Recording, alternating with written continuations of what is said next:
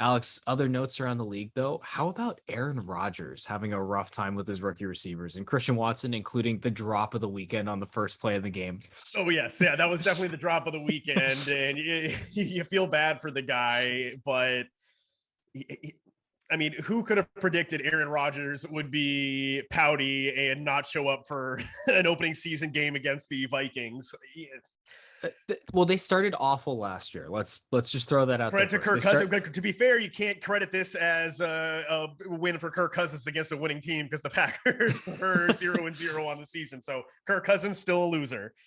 Well, I mean, Aaron Rodgers, though, does have reason to complain. The defense was supposed to be lights out. It felt like Justin Jefferson was wide open the entire I didn't realize they didn't game. keep Zadarius Smith, and Zadarius Smith was in his football pants for most of the game. Yeah, Zadarius Smith revenge game, by the way.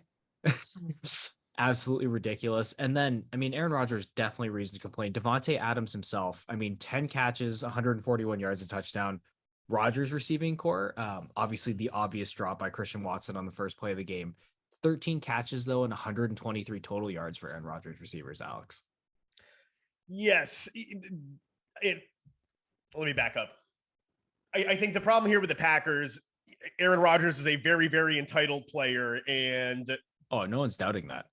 So when Aaron Rodgers, after all this drama, like demanding a trade, he makes good with the Packers and comes back. They agree to a contract extension. Then the Packers really had Rodgers really had no leverage over the Packers in demanding that they re-sign his top receiver. Certainly for the functionality of the offense, you'd think that they would have made every effort to retain him. But I think Davante Adams just got sick of his bullshit. I don't know if it was necessarily the bullshit entirely on Aaron Rodgers, though. I mean, he did kind of end up going close to home to a degree. So I don't want to explore what we don't know. But at the same time, there's always been a little bit of contention between the Packers stars and, of course, their front office. The Packers have always seemed reluctant, specifically on the offensive side of the ball, to make additions. And I could see how that would drive you a little bit crazy if you play on the offensive side. But like I was saying, this year their defense was supposed to make up that difference, though. I think to say that, though, that means that whatever we think Aaron Rodgers is, he's just, when we look back at what his career was, then we can't put him in that upper echelon of elite quarterbacks. He's Alex, not a Tom Brady. He's not a John Montana. Okay. He's not Tom Brady. He's still one of the top 5 quarterbacks in the game. He's an elite thrower. We know this. Yes, I do think elite quarterbacks make their offensive they make their offensive weapons better. I mean, Tom Brady won 3 Super Bowls throwing to Troy Brown, David Givens, and David Patton. So Alex, until Davante Adams became Davante Adams, he was just not that he was a second round pick, so he wasn't the highest rated of prospects per se. But Aaron Rodgers turned him into what he is today. We can't not give him credit. We've seen other receivers that he's had in the past, like Greg Jennings, like Javon Walker.